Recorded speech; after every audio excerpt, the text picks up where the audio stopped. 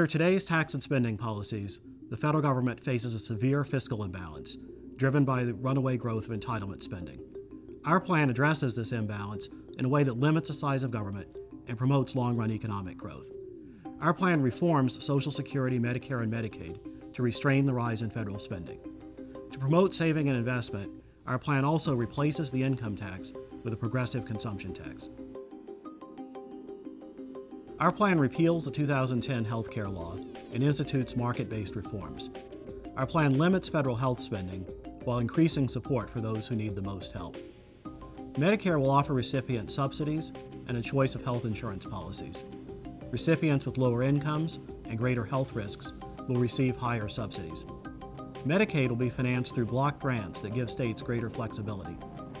Today's open-ended tax break for employer-provided health coverage will be ended. In its place, a refundable tax credit will be offered to anyone buying private insurance, whether through an employer or on their own. Many individuals, particularly those with higher incomes, will have to shoulder more of their health care costs. However, we expect increased competition, reduced regulation, and more informed consumer decision-making to improve care and slow the rise in costs.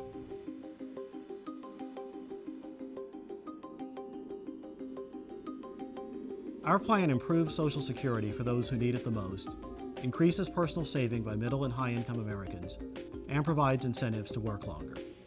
We will change today's policy of paying higher benefits to workers with higher lifetime earnings. Instead, Social Security will pay a flat benefit to all workers, regardless of earnings. Unlike current law, this benefit will ensure that no recipient lives in poverty. Workers and employers will also automatically be enrolled in retirement savings accounts.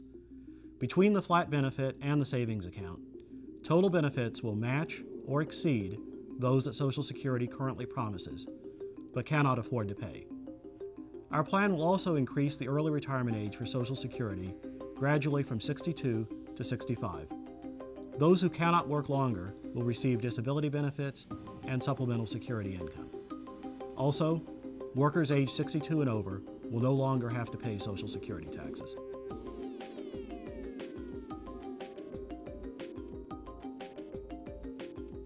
For planning purposes, we assume that defense spending will settle down at 4% of GDP, growing in pace with the economy. Of course, nobody can predict exactly how much defense spending will be necessary in upcoming decades. Inevitably, defense spending will have to respond to national security developments as they occur.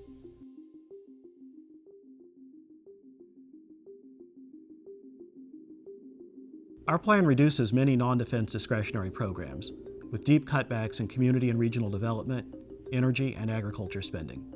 Reductions in federal workers' pay and benefits will also cut costs. We assume that this spending category will settle down at 2.6% of GDP. Our plan also reduces mandatory spending, other than Social Security, Medicare, and Medicaid, by 0.3% of GDP through the elimination of farm subsidies, reductions in federal pensions, and other reforms.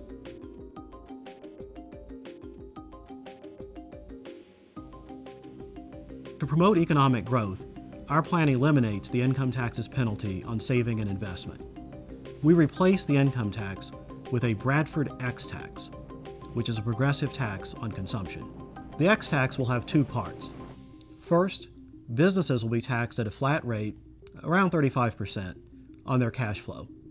Businesses will immediately deduct investment costs, rather than depreciating them over time, as they do today. Second, individuals will pay a progressive tax on their wages. While the highest paid workers will face the same tax rate as businesses, other workers will pay lower tax rates, and the poor will continue to receive tax credits. Unlike today, individuals will not be taxed on their income from saving. Our plan will replace numerous energy and environmental regulations, subsidies, and tax credits with a carbon tax, because this offers a more efficient and market-oriented approach to addressing environmental concerns.